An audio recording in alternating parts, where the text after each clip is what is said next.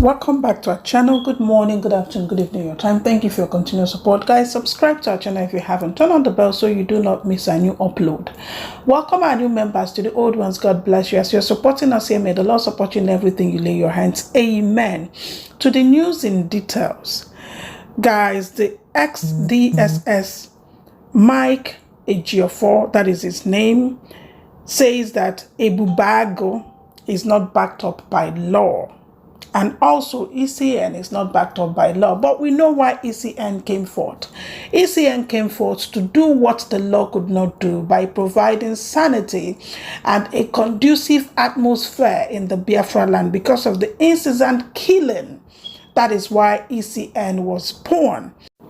Then, if Ebube Agu is not backed up by law, why is it instituted? It's because the governors are threatened yet by ECN. They are doing the work that they could not do. These are my thoughts. I want to know yours in the section below. At this point, please subscribe to our channel if you haven't. Turn on the bell so you do not miss a new upload. I'll see you on my next video. Bye-bye, guys. Bye.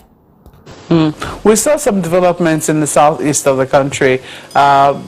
It's going to a little over a week now. Ebube Agu was formed, and they say it has become operational by the southeast governors. And a number of them have been on air to try and clarify, the role of Ebube Agu, even though, people already think that there could be, some immediate challenges for that.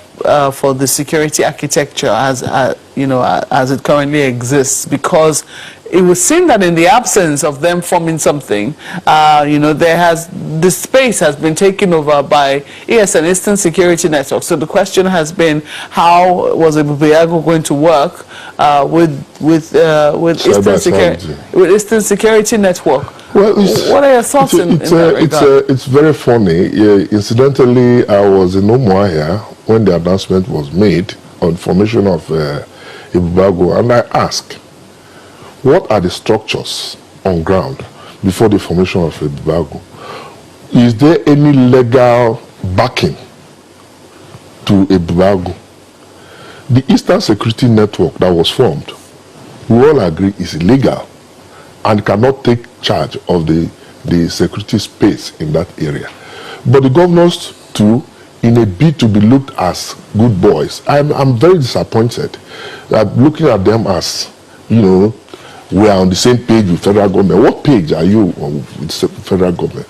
The page of allowing people who cannot be identified attacking military formations, attacking correctional facilities, releasing prisoners. So you see, there should have been a legal framework before the launch of the operation Ebube Agu. Now that it has been formed, has it taken off?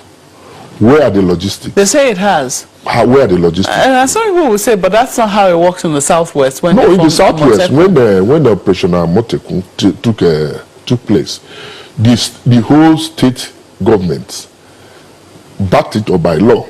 Yes, but that was after the formation. But they provided vehicles. And you saw when they brought the vehicles, the governors all were there displayed. So there's nothing on ground now in the southeast to support Ebube Agu. So it's quite unfortunate. It's just like putting the cart before the horse. What is unfortunate? The idea of Ebube Agu. Both the idea, the concept, and everything. It's not what you're thinking of. It's not. Well, when you say state police, it's not what you quite have in mind. No. You see, what they are trying to do is like involving community policing. But if you go to the southeast, I can tell you, right from, I travel by road from Delta to Umuahia, right from Onitsha to Umuahia, you will not see a single police or military checkpoint. And what does that tell you? Our military forces have been awed.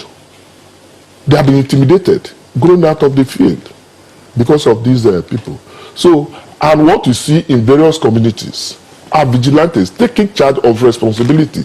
And you see that apart from Eastern Security Network, that is now wreaking havoc, which they have denied. But I don't believe it. I believe that there are people behind it. If you go to various communities, you see vigilante taking charge of security in that. You don't have, apart from this agitation from the Eastern Security Network, IPOB, you hardly can see any criminal activity. The people kidnapping are just normal crimes within the environment, which you cannot rule out in any given society. So we need to look critically. You recall, on the 17th of September 2017, on this very studio, I warned on the proscription of IPOB and classifying it a terrorist organization. If you go to your archive, you see it. That if you drive these people underground, it will become difficult for government to handle. And this is exactly what we are facing now. So it's a big challenge. That was exactly how the issue of Boko Haram was also mishandled in the Northeast. So our political leaders must put this country first, because they are even creating more problems for our security agencies to operate. And you make them look ineffective, you make them look weak. Some provocative statements being made by politicians which are also capable of inflaming passions and degenerating to conflict, which we are facing now. You know, I don't even know where to start with the question because so many questions twirling in my head. But you talked about how there's no structure on the ground and no laws backing it. A number of them said, "Oh, we're going to be relying on the vigilante network," which you already say you saw.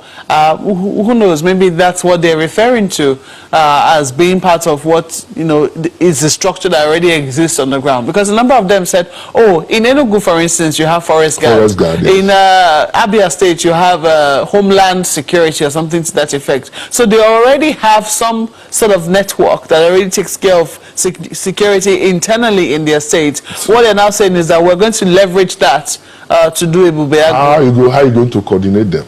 This thing should have been put on ground before launching the Operation Ebube Agu. That's the point I'm making.